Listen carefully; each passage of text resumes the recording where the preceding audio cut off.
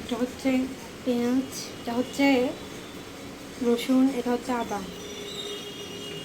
পেঁয়াজকে মোটামুটি সবাই পছন্দ করে, এটা মানে তরকারির মধ্যে দিলে স্বাদ বাড়ে। হ্যাঁ, পেঁয়াজের অবস্থা ঠিক আছে, রসুনও ঠিক আছে, কিন্তু আদা জাস্ট একটু বেশি।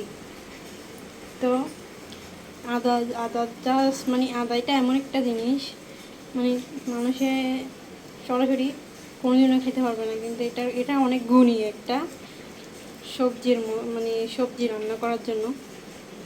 তো যার যার অবস্থান থেকে, যেমন পেঁয়াজের অবস্থান থেকে পেঁয়াজ গুরুত্বপূর্ণ, আর রসুনের অবস্থান থেকে রসুন গুরুত্বপূর্ণ। তো যে যেভাবে নেই সেভাবেই।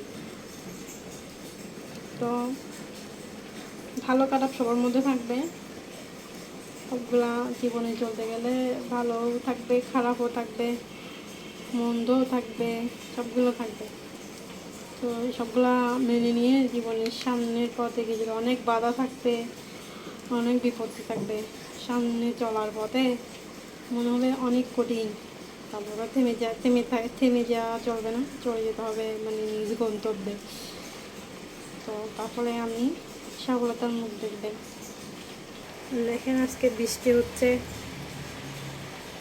বাইরের ওয়েদারটা। এখন খালি বৃষ্টি হয়, বুঝি না, 12 মাসেই বৃষ্টি।